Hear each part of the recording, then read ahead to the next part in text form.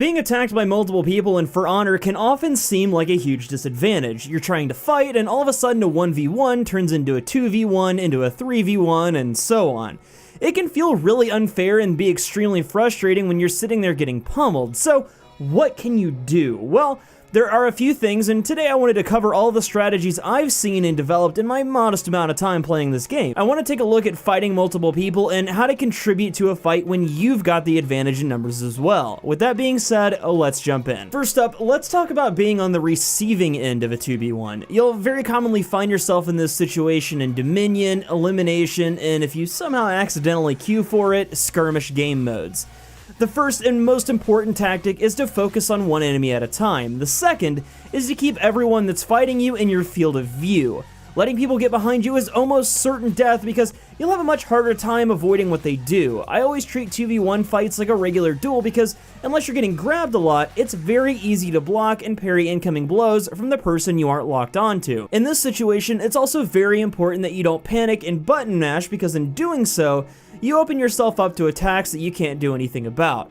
Take your attacks where you have an opening, and don't forget about your zone attack to catch the other attacker off guard.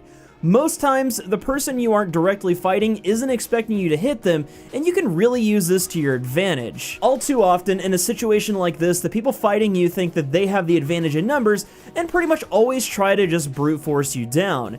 If you're being pressed by super aggressive players, just block like crazy until you get revenge. More often than not, they'll strike you as you trigger revenge and fall down. A zone attack here works awesomely to deal some quick damage, and then you can press the attack on one of your enemies. The cool thing about Revenge 2 is that the meter builds exponentially depending on how many people are locked onto you, and once your gear is solid, you can build for it and pretty much trigger it several times in a fight if people are pressing you hard enough. So let's go ahead and put this all together real quick. Remember to first treat every fight with multiple people like a duel. Lock onto one person and keep any other fighters in your field of view. Don't be afraid to play super defensively until you get revenge, and once you do, you'll have a short window to deal a ton of damage to at least one of your opponents. You'll also have hyper armor, increased damage, and infinite stamina. When revenge wears off, back off and repeat the process. Lastly, if you can, always take advantage of the environment. Fight near hazards whenever possible, just be careful not to become a victim to them. Now, these tips aren't going to win you every 2v1. Sometimes people are just really good and there isn't much you can do about it, but if you stay cool and play on defense to build revenge, you'll have a much better chance. So now that we've covered receiving, let's talk about giving. Like I said earlier, you'd think it'd be super easy to thrash someone when you've got a partner backing you up, right? Well, I have frequently been a part of fights that would have been an easy win if my buddy had just stayed back, but instead they've pretty much either ended in disaster for both of us, or just gone on way longer than they needed to. So, firstly, it's important to know when to help. If your friend has this foe on the ropes, stay back. All you're gonna do if you jump in is give the enemy revenge because, like I said earlier, your attacks are super easy to block from the other person. If your teammate goes for a grab and it connects, or the enemy goes for a grab and it connects, that's a free hit. The enemy can't do anything about it because they're stuck in the grab animation. I usually go for a heavy attack in this situation if I can. Conversely, if possible, disable the enemy. Headbutts, shield bashes, spear sweeps, shoulder charges, unblockable attacks.